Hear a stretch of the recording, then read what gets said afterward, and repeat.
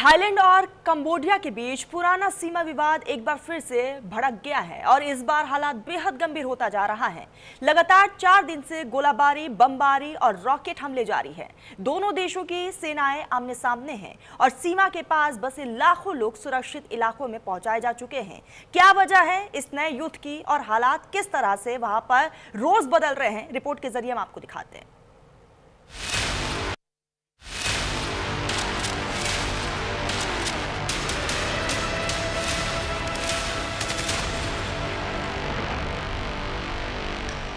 Thailand और Cambodia के बीच सीमा विवाद दशकों पुराना है।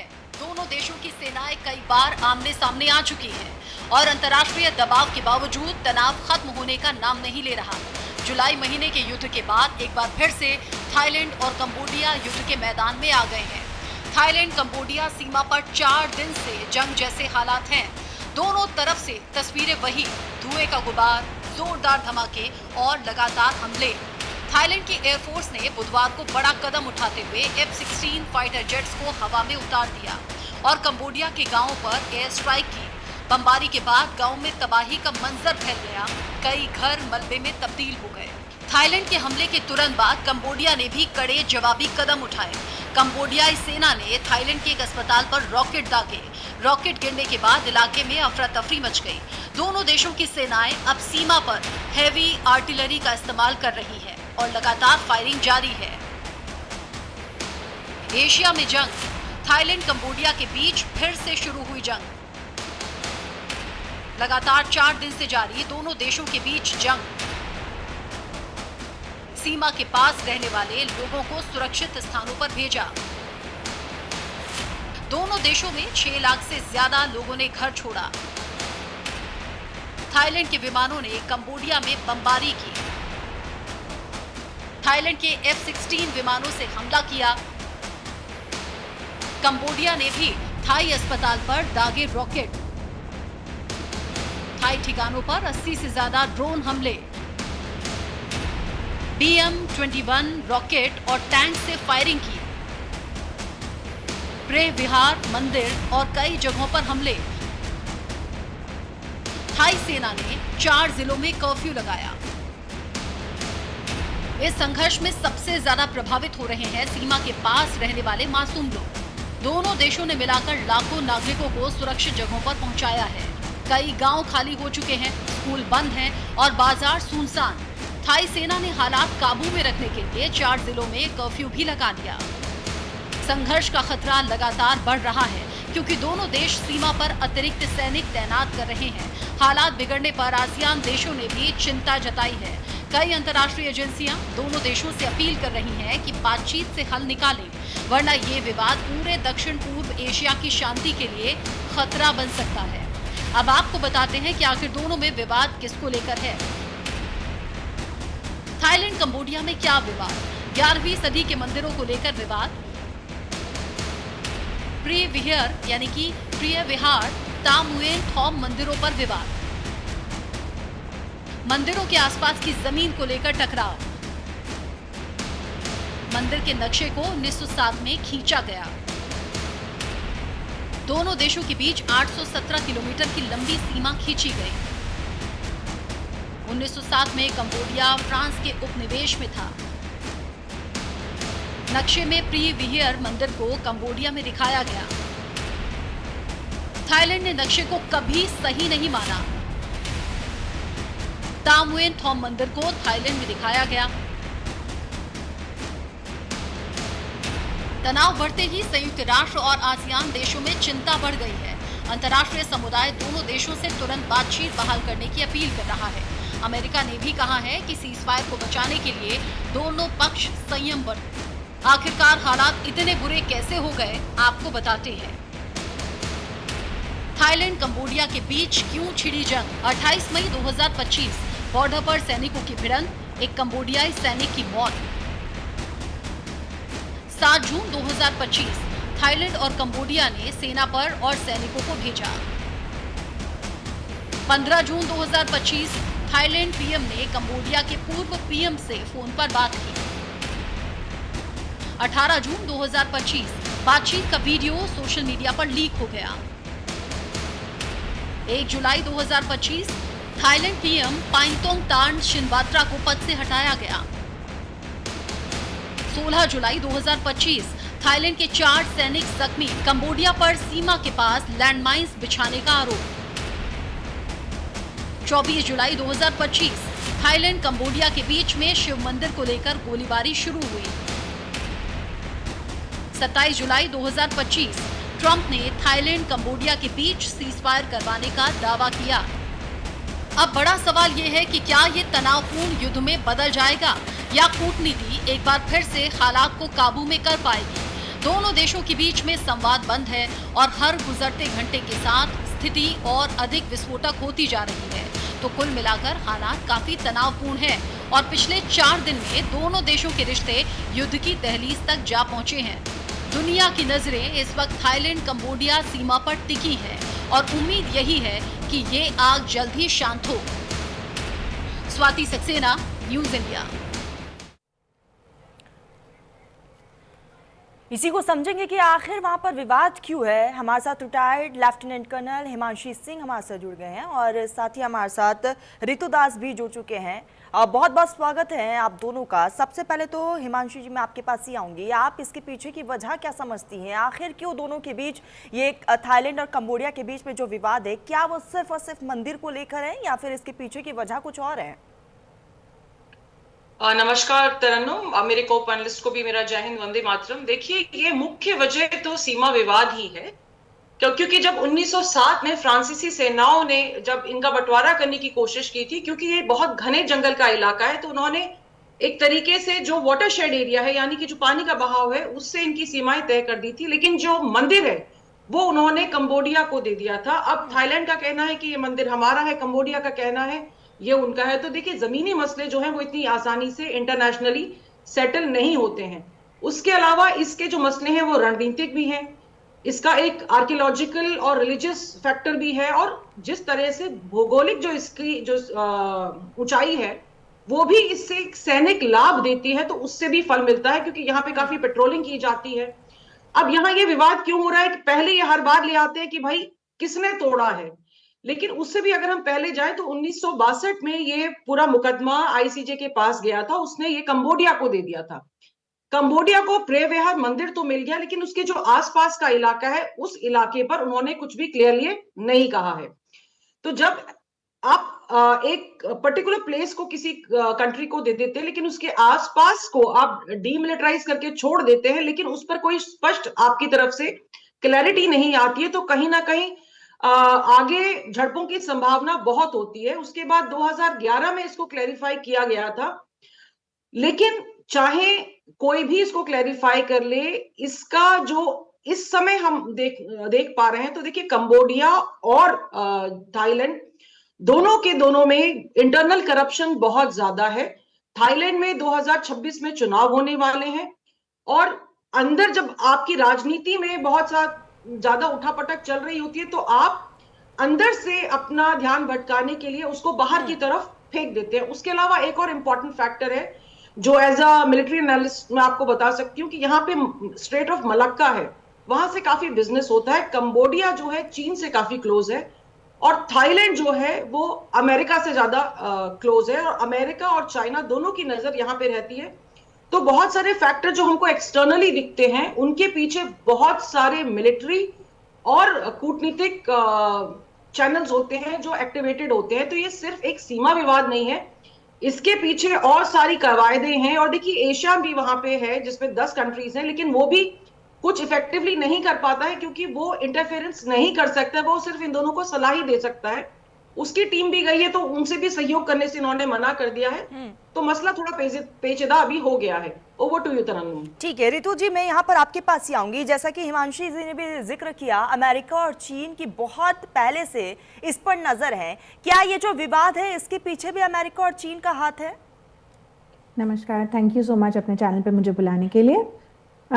इस विवाद का जड़ जो है वो कॉलोनियल एरा में ज़रूर है कि 1907 में जब फ्रेंच अपनी कॉलोनी छोड़ के जा रहे थे, तब उन्होंने पेपर पे एक रेखा खींच दी और बिना सोचे समझे, बिना लोगों की भावनाओं का वो रखते हुए, जैसे हिमांशी जी ने कहा, उन्होंने अपने हिसाब से डिवाइड कर दिया लैंड को, और अब जो वहाँ लोग रह रहे हैं उनके लिए ये प्रॉब्लम बन चुका है। लेकिन आज के दिन में अगर आप देखे जाएंगे तो क्या कौन से इक्विपमेंट्स यूज हो रहे हैं, हिमांशु जी भी बता पाएंगे आपको, कि एक तरफ से F-16 चल रहे हैं, बम गिरा रहे हैं, और दूसरी तरफ से चाइनीज रॉकेट्स गिर रहे हैं। तो बेसिकली अगर दो देश जो जाने माने देश हैं, एक दूसरे के एनिमीज हैं, जो एक दूसरे का ग्लोबल इन्फ्लुएंस कम करने की कोशिश में लगे रहते हैं, अगर उनके इक्विपमेंट एक दूसरे के खिलाफ चल रहे हैं तो ये सिर्फ और सिर्फ रीजनल कॉन्फ्लिक्ट बन के नहीं रह जाती। ये सिर्फ अगर हम कहें थाईलैंड और कंबोडिया का वॉर है तो ये गलत नहीं है, ये एक प्रॉक्सी वॉर है जिसके अंदर यूएस और चाइना भी अपने अपनी तरह से अपने अपने देशों को सपोर्ट कर रहे हैं। अब इसके अंदर चाइना का जो है मलक्का स्ट्रेट का जैसे उन्होंने बात करी, तो क्रा इस्थमस के अंदर जो एक चाइना कनाल बनाना चाह रहा है, तो उसके अंदर उन्होंने बहुत सारी MOU साइन कर लिए, बहुत सारा पैसा उसके अंदर उन्होंने इन्वेस्ट कर रखा है। पर वो क्रा कनाल जो है वो इस वक्त नहीं फॉलो कर रहा है, वो ओवरब्रिज फॉलो करना चाहता है फॉर्मेट आपका थाईलैंड, और वो उसके ऊपर काम भी करना शुरू कर चुका है। तो एक तरह से आप देखेंगे तो कंबोडिया का जो ये अग्रेसिव एक्शन है वो एक तरह से थाईलैंड को अपने पॉलिटिकल एम्स पूरे करने से रोकना चाहता है, और चाइना अपना इन्फ्लुएंस दिखाना चाह रहा है, बिकॉज चाइना और कंबोडिया दोनों BRI के लिए बहुत इंपॉर्टेंट है, चाइना के लिए इंपॉर्टेंट है, और मलक्का स्ट्रेट में से 80% उनका क्रूड ऑयल फ्लो करता है। यानी कि श्रुति जी ये कहना बिल्कुल भी गलत नहीं होगा कि बैकग्राउंड में चाइना और अमेरिका काम कर रहा है। जी बिल्कुल, चाइना और अमेरिका काम कर रहे हैं, और जो ये पीस अकॉर्ड्स हुए कुआलालंपुर के अंदर, उसके अंदर बोला गया था कि आप माइंस नहीं लगाएंगे, तो रूटर्स की खुद की रिपोर्ट है कि वहाँ नए लैंड माइंस लगाई दी गए हैं। फिर बोला गया कुआलालंपुर उसके अंदर कि आप अपने हैवी मशीनरी नहीं डिप्लॉय करेंगे, पर कंबोडिया अपना हैवी मशीनरी डिप्लॉय करता जा रहा है। तो अगर देखा जाए, अगर थाईलैंड एग्रेसिवली रिस्पॉन्स दे रहा है, defence offence is the best form of defence, अगर आप पहले अटैक कर दोगे तो आप ज्यादा बचोगे। इसी तरीके से थाईलैंड ने पहले अपने F-16 चला दिए हैं, पर चाइना ने ये पोजीशनिंग क्यों करवाई, ये जानने के लिए हमें ये समझना पड़ेगा कि ये पूरी लड़ाई मलक्का स्ट्रेट और इंडो चाइनीज रीजन के अंदर चाइना का इन्फ्लुएंस रोकने के लिए ये वॉर जो है इस वक्त थोड़ी सी झड़प बढ़ी हुई है। पर इसका कॉस्ट कौन दे रहा है? थाईलैंड के मरते हुए सैनिक और कंबोडिया के मरते हुए सैनिक। ठीक है हिमांशु जी, मैं आपके पास ही आऊंगी। एशियन देशों ने भी इस पर चिंता जाहिर की है, क्या लग रहा है कोई मुल्क सामने आ पाएगा दोनों ममालिक के बीच शांति समझौते के लिए या उन्हें समझाने के लिए? क्या वन टेबल टॉक हो सकता है? देखिए, टॉक के लिए फिलीपींस की जो हेड है उनकी तरफ से प्रोसीजर तो शुरू किया गया है, लेकिन जब लड़ाई का मसला होता है तो वो सिर्फ बॉर्डर का मसला नहीं रह जाता। जैसे मैं और श्रुति जी डिस्कस कर रहे हैं, इसमें बहुत सारे एक्सटर्नल फैक्टर्स हैं और एशियान को इतनी पावर नहीं है कि वो किसी भी तरह से वहां पे मिलिट्रीली इस चीज को स्टॉप करवाए। उनको सिर्फ वो सलाह दे पाएंगे, उनको उससे ज्यादा वो कुछ नहीं कर पाएंगे, क्योंकि उसमें जो बाकी के भी देश हैं वो उसमें से कोई भी एक बहुत मजबूत देश नहीं है। अगर कंबोडिया, वियतनाम इस तरह के देश हैं तो वो क्या ही, उनके अपने बहुत मसले हैं, उनका मुझे नहीं लगता कोई भी इंटरफेरेंस काम कर पाएगा। देखिए, इसमें जो पावर है वो सुपर पावर्स हैं, चाहे चाइना हो और चाहे अमेरिका हो। अमेरिका नहीं चाहेगा कि ये युद्ध रुके, क्योंकि उसने किसी ना किसी तरह से चाइना को कंटेन्ड रखना है, और वो करने के लिए बहुत जरूरी है कि ये यहां पर उलझा रहे। और उलझा रहने के लिए देखिए, भले ही इन्होंने उन पर दबाव डालकर एक अस्थायी युद्ध विराम लागू करवा दिया था, लेकिन वो युद्ध विराम स्थायी क्यों नहीं हो सकता? क्योंकि जब तक आप जन भावनाओं का आदर नहीं करेंगे और जो आपकी पैतृक संपत्ति होती है उसको लोग, शायद मुझे लगता है, अपनी जान से बढ़कर मानते हैं। जो 3 लाख से ज्यादा लोगों का पलायन हुआ है, जो जिस तरह की 1 लाख से ज्यादा लोग तो कंबोडिया में ही विस्थापित हो गए हैं, स्कूल कॉलेजेस बंद हो गए, इमरजेंसी लागू हो गई है, ये सारी चीजें भले ही जो ग्राउंड जीरो पे लोग हैं दोनों तरफ, चाहे थाईलैंड हो चाहे कंबोडिया हो, उन पे असर डाल रहे हो, लेकिन एक्सटर्नल प्लेयर्स इसमें है। देखिए, अगर F-16 इस्तेमाल हो रहा है और कंबोडिया की तरफ से लैंड माइन्स लगाए जा रहे हैं, रॉकेट्स लगाए जा रहे हैं, टॉर्पीडो ग्रेड आर्टिलरी का इस्तेमाल हो रहा है, तो मामला बहुत गंभीर है। इसको ये एक एस्केलेट करेंगे उस लेवल तक कि जैसे अमेरिका जहां जाता है ना, फिर तो समस्या का समाधान कुछ तो होगा। क्या क्या ऑप्शंस बचते फिर? देखिए, समस्या का समाधान तब होगा जब आप चाहें कि समस्या का समाधान हो। देखिए, अगर आप एक्नॉलेज ही नहीं करेंगे और आप चाहेंगे ही नहीं कि समस्या का समाधान हो, तो होगा ही नहीं। अब अमेरिका और थाईलैंड ये पारंपरिक रूप से सहयोगी हैं एक दूसरे के, और संघर्ष रोकने में अमेरिका का हाथ बहुत बड़ा हो सकता है, लेकिन अमेरिका इनडायरेक्टली चाइना पे अपना प्रेशर बना रहा है। और चीन और कंबोडिया जो है पहले आर्थिक सैन्य मित्र थे, लेकिन और कंबोडिया में चाइना के कुछ नेवल बेसिस भी हैं, लेकिन ये दोनों जो हैं आमने सामने की लड़ाई नहीं लड़ते हैं। श्रुति जी भी आपको एक्सप्लेन कर पाएंगी कि आमने सामने की नहीं लड़ाई होती है, छद्म युद्ध होता है, जिसमें कि इस तरह के देशों का इस्तेमाल किया जाता है जहां जनता गरीब हो और जहां इंटरनल क्राइसिस राजनीतिक तौर पे चल रहे हों। यानी कि इसका भुगतान तो आम जनता को ही बहुत करना पड़ रहा है। supportive हिमांशु है। जी आऊंगी मैं आपके पास, ऋतु जी मैं आपके पास ही आऊंगी, क्योंकि जैसा कि हिमांशु जी ने भी जिक्र किया है कि अमेरिका कभी नहीं चाहेगा कि इस पर फुल स्टॉप लगे, और कहीं ना कहीं आम जनता पीस रही है।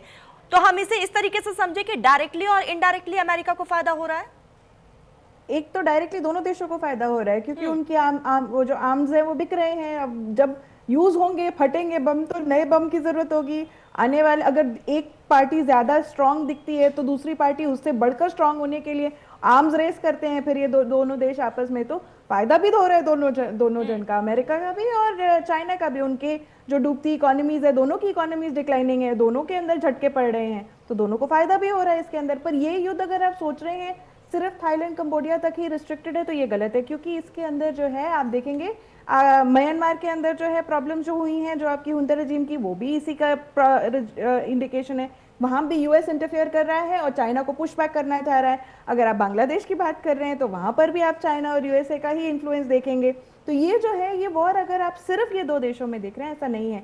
ये मैंने कहा ना, पूरा इंडो चाइनीज रीजन जो है उसके अंदर कंट्रोल किया युद्ध है। और इसका फ्लैश पॉइंट इस वक्त जो है वो है आपका थाईलैंड और कंबोडिया। इसको रोकने के लिए क्या चाहिए होगा? इसको रोकने के लिए यूएन को सैंक्शंस देने पड़ेंगे दोनों जन को, दोनों नेशंस को बराबरी से। यूएस को नहीं, यूएन को। यूएन के सैंक्शन सिर्फ यूएसए के नहीं लगते, पूरे विश्व को लगते हैं, हर यूएन सिग्नेटरी को लगते हैं। तो अगर इधर विराम चाहिए तो दोनों जन को आर्थिक रूप से धक्का लगना पड़ेगा, इनको फोर्स करना पड़ेगा कि आप रुक जाइए। अगर आप नहीं रुकेंगे तो आपकी पूरी अर्थव्यवस्था वो है ठप हो जाएगी, आपको डेमोक्रेटिकली निकाल दिया जाएगा यूएन सेफगार्ड से, आपको जो भी पैसे मिल रहे हैं, आपके जो भी एसेट्स हैं वो फ्रीज कर दिए जाएंगे। तो यूएन का काम ही ये है। पर अनफॉर्चुनेटली हम इतने दिनों में देख रहे हैं कि यूएन अपना काम नहीं कर रही है, वो किसी भी कॉन्फ्लिक्ट को रोक नहीं पा रही है। इनफैक्ट जहां यूएसए बोलता है उसी के हिसाब से वो उठती बैठती है। इसलिए इस वक्त भी वो शांति बैठा हुआ है। नहीं तो इसके अंदर उन्होंने यूनेस्को हेरिटेज साइट को लेकर सिर्फ ये कहना कि भाई वो ध्वस्त हो रहा है, वो काफी नहीं है। उनको आगे बढ़ के यहाँ पे सैंक्शंस लगा के दोनों देशों को शांत करना चाहिए। यहाँ पे यूएसए के ट्रम्प बोल रहे हैं भाई जिनके पीस अकॉर्ड के पीसेस हो गए, वो वहां से उठा के बोलना चाहते हैं कि भाई हम दोबारा फोन करेंगे, हम दोबारा प्रेशर डालेंगे। यूएसए का प्रेशर डालने से कंबोडिया शांत होगा, ये गलत होगा।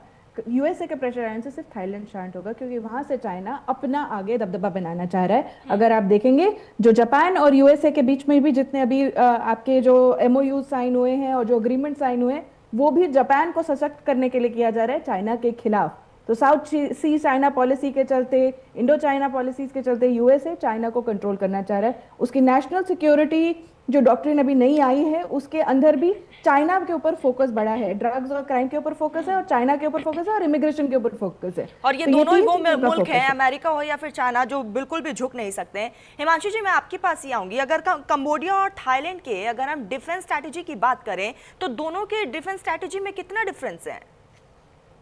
देखिए, कंबोडिया से थाईलैंड जो है 1:3 का रेशियो आप लगा लीजिए। उनके पास एयरफोर्स तो बहुत नाम मात्र की है। कंबोडिया के पास एयरफोर्स में सिर्फ कुछ हेलीकॉप्टर्स हैं और कुछ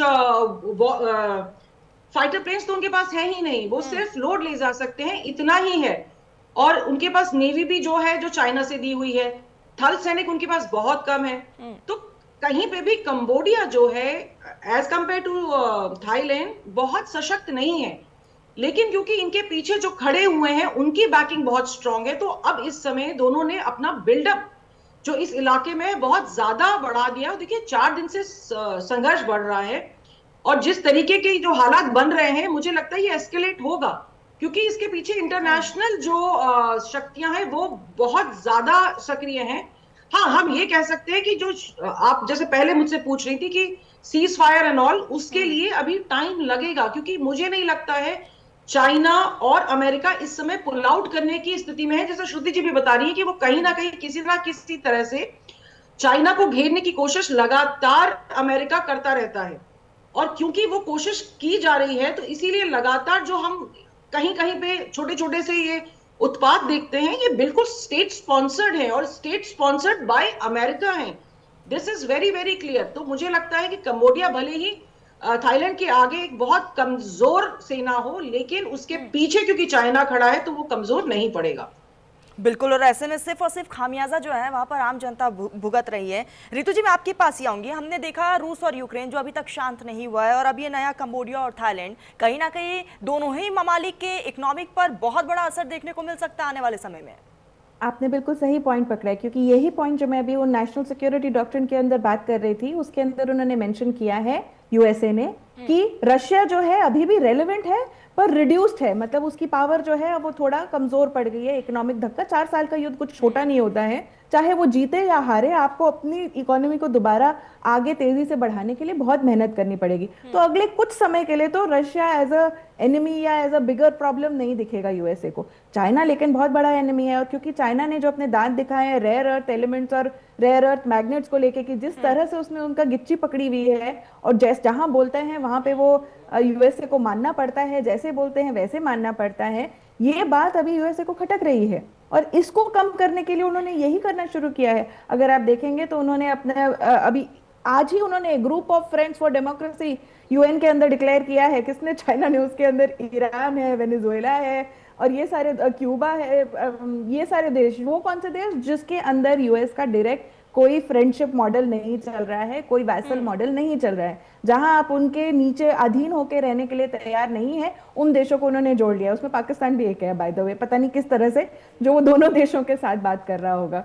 लेकिन ये जो मॉडल जो उन्होंने डिफाइन किया है, इसका मतलब ये है कि उनको पता है कि ये वाली जगहों पे अब कॉन्फ्लिक्ट्स होने वाले हैं। जैसे थाईलैंड और कंबोडिया में हो रहा है, वैसे वेनेजुएला के अंदर कॉन्फ्लिक्ट होने वाला है, वैसे आगे जगहों में होने वाला है। और इन कॉन्फ्लिक्ट के पीछे ये दोनों ही देश आगे पीछे पड़ने वाले हैं। अपने आर्म्स इंडस्ट्री भगाएंगे, अपनी इकोनॉमी को स्ट्रांग करेंगे, और बाकी जो इनके वैसल स्टेट्स हैं वो अपने रक्त बहा के उसका खामियाजा पूरा करेंगे। बिल्कुल श्रुति, और देखने वाली बात यही होगी कि इस पर सीज फायर का ऐलान कब होता है, कौन सा मुल्क सामने आता है, और इस युद्ध की कितनी बदलती तस्वीरें हम देख पाएंगे। हिमांशी जी और श्रुति जी, आप दोनों ने अपना बहुत कीमती वक्त न्यूज इंडिया को दिया, बहुत बहुत शुक्रिया आप दोनों का। फिलहाल बुलेटिन में बस इतना ही। आप देखते रहिए न्यूज इंडिया।